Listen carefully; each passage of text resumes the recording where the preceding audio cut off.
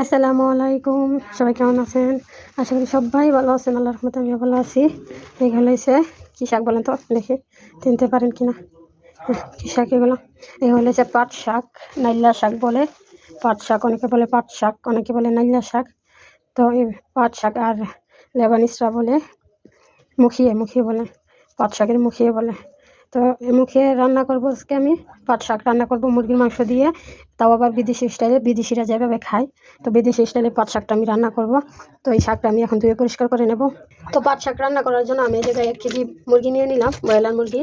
এটা আসলে গতকাল কিনে রাখছিলাম ফ্রিজে, তেলে হয়ে গেছে, একটু ভিজাই রাখলাম এখন। আর এই মুখে এটা রান্না করতে লাগবে আমার ধনিয়া পাতা, এটাকে বলে আরবি ভাষায় কুচবারা। ধনিয়া পাতা, লেবু, রসুন, একটা পেঁয়াজ, আর এটা হলো ম্যাগি। আর সাথে আমি ভাত রান্না করবো সারিয়ে দিয়ে, মানে সেমাই দিয়ে ভাত রান্না করবো। তো এগুলো আমি এখন ধুয়ে পরিষ্কার করে নেবো এখন। তো এই জায়গায় আমার মুরগির মাংসগুলো পরিষ্কার করা হয়ে গেছে।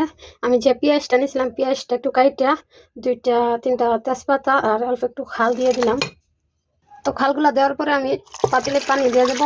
এটাকে আমি সিদ্ধ করব, তার জন্য পাতিলে পানি দিয়ে দিলাম অল্প একটু লবণ। বেশি করে পানি দেওয়ার একটাই কারণ, এই পানিটা আমার রান্নার কাজে লাগবে।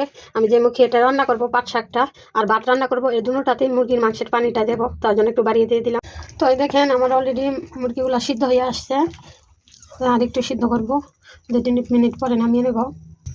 তো এই জায়গায় আমি আরেকটা পাতিলে অল্প একটু তেল নিয়ে নিলাম, বেশি তেল লাগবে না এটাতে, এটা রান্না করলে বেশি তেলের প্রয়োজন নেই। এই জায়গায় আমি একটা রসুন ছেঁচে নিলাম আর কয়েকটা কাঁচামরিচ। আমরা যেহেতু বাঙালি, একটু জাল খাইতে পছন্দ করি, এটাতে এমনিতে একটু জাল দেওয়া লাগে। তো আমি মরিচটা আর রসুনটা তেলে ভাজা দিয়ে নেবো এখন। এই জায়গায় দেখেন রসুন আর মরিচটা কিন্তু ভালো করে ভাজা নিলাম, লাল লাল করে। এই জায়গায় দেখেন আমি পাট শাকগুলো ভালো করে ধুয়ে ছিপিয়ে পানি জড়াইছি। এখন মাঝখান থেকে 2-3 টুকরা করে নিছি। আমাদের বাংলাদেশে নাইলা শাক কিন্তু তিতা লাগে, এই দেশের শাকটা কিন্তু তিতা লাগে না, তার জন্য সিদ্ধ করার কোনো দরকার নাই। তো আমি রসুন আর মরিচের সাথে শাকগুলো এখন দিয়ে ভাজা নেব একটু। শাকগুলো সব দিয়ে আমি দিয়ে দিলাম, একটু ভাজা ভাজা করবো চাপ তেলের মধ্যে রসুন আর মরিচের সাথে ভালো করে। তো এই জায়গায় দেখেন আমি মুরগির মাংসগুলো নামিয়ে নিচ্ছি, তেজপাতাগুলো পালিয়ে দেবো। আর এই মাংসগুলো আমি কম ছোটো ছোটো রুয়া করে নেব, সবগুলো হাড়ের থেকে মাংসগুলো ছাড়িয়ে নেব। তো এই জায়গায় আমার পাটটা একটু ভাজা ভাজা দিয়ে নিয়ে নিলাম। আর এই যে দেখেন মুরগি সিদ্ধ করার পানিটা, আমি এখন পানিটা দিয়ে দেবো শাকে। তো এই তো পরিমাণ মতো পানি দিয়ে দিলাম আর একটা ম্যাগি দিয়ে দিলাম। এই ম্যাগিটা দিলে কি লবণ বেশি দেওয়া লাগে না, তারপর একটু দিতে হবে, যেহেতু পানি বেশি দিছি। অল্প একটু দিলাম, বেশি দিলাম না। মুরগিতেও মনে করেন পানি দেওয়া হয়েছে, সরি মুরগির পানিতে কিন্তু লবণ দেওয়া হয়েছে, মুরগিতে পানি দেওয়া হয়েছে। বিদেশে এত বছর থাকতে থাকতে বাংলা কথা আমি অর্ধেক ভুলেই যাইতেছি। এখন এটা ডাইকে রান্না করবো, সিদ্ধ হওয়ার রাখতে। তো এই তো এই দেখেন আমার পাট শাকটা অলরেডি সিদ্ধ হয়ে আসছে। তো এই দেখেন মুরগিগুলো আমি রুয়া করে নিছি। আমি কিন্তু হাড়গুলো ফালাই নাই, যেহেতু আমরা বাঙালি হাড় চাবানো পছন্দ করি, হাড়গুলো ফালাই নাই, আটিগুলো ফালাই দিয়ে নাই।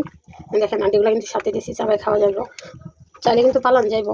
এদেশে অনেকে ফালায় না। তো এই দেখেন আমার শাকটা অলরেডি রান্না হয়ে গেছে মুখিয়ে। এই খাবারটা তো আমার অনেক অনেক পছন্দ, তার জন্য আমি এই আরবি খানাটা আমি বেশিরভাগ রান্না করে খাই। তো ভাবলাম আপনাদের সাথে একটু শেয়ার করি। খাবারটা কিন্তু অনেকটাই পছন্দের, অনেকটাই মজা, অনেকটাই যা বলার বাইরে। তো এখন আমি দিয়ে দেবো ধনিয়া পাতা, আর এটাতে বেশি করে ধনিয়া পাতা দিলেই স্বাদটা বাড়ে বেশি। এটা স্বাদ, ধনিয়া পাতা, বেশি করে লেবু আর বেশি করে রসুন, এই 3টা জিনিস দিলে কিন্তু স্বাদ বাড়ে। রসুন, ধনিয়া পাতা আর লেবু, এটাতে ঝাল হয় না, হালকা একটু ঝাল দেয় এতটুকু। আর এই জায়গায় দেখেন আমি একটা লেবু চিপকাই নিছি, এই লেবুর রসটা সবটাই দিয়ে দেব। একটা লেবু চাইলে কিন্তু আরেকটু বাড়াই দেওয়া যায়, আমি এতটা পছন্দ করি না, তার জন্য দেই নাই।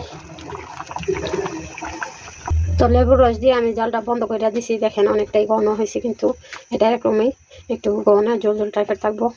এখন আমি কতক্ষণ রাইখা দেবো এটা। তো এই তো শ্যামের ভাতও রান্না হয়ে গেছে। সবসময় বেশিরভাগই শ্যামের ভাতটা রান্না করি, বাস আপনার মাছরি চাল দিয়া, আজকে রান্না করলাম বাসমতি চাল দিয়া। তো এই তো খাবার জন্য সবকিছুই রেডি হয়ে গেছে। খাবারটা আমার এত পছন্দ তা বলার বাইরে। আমি ভাত কমাই নিলাম, ভাত বেশি নেবো না। এই দেখেন বেশি মুরগি হয়েছে, বেশি মুরগি পড়ছে কিন্তু। ওয়াও, কালারটা দেখেন গ্যারানটা সেই রকম গ্যারান আসছে, সেই রকম গ্যারান যা বলার বাইরে। এটা একবার যদি তাই কারণে খাইয়া দ্বিতীয়বার খাইবার মনই চাইবে। যারা এই খাবারের মন বুঝে তারা বারবারই খা। কিন্তু দেখতে কিন্তু এরকম হয়েছে যে এটা মশলা নাই, কিছু নাই, খাওয়া যাবে না। বিদেশি স্টাইলে খানা বলছে কি, এটাই তো বিদেশিরা ময় মশলা ছাড়াই খা। ওরা বেশি ময় মশলা পছন্দ করে না, ওরা নর্মালি খানা পছন্দ করে, তার জন্য এইভাবে রান্না করে দেয়। তো এই তো মুখিয়ে রান্না শেষ, মুখিয়ে, আরবি ভাষায় বলে মুখিয়ে। আর আমাদের বাংলা ভাষায় কি করবো, পাট শাক দিয়ে মুরগির মাংস, তাই না? খাবারটা আমার অনেকটাই পছন্দের হয়েছিল।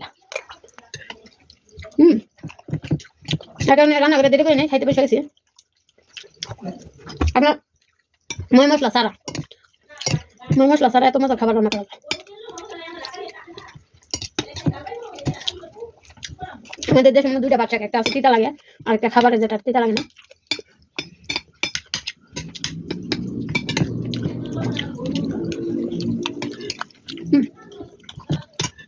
দেখেন হাড়গুলো হলাই নেই।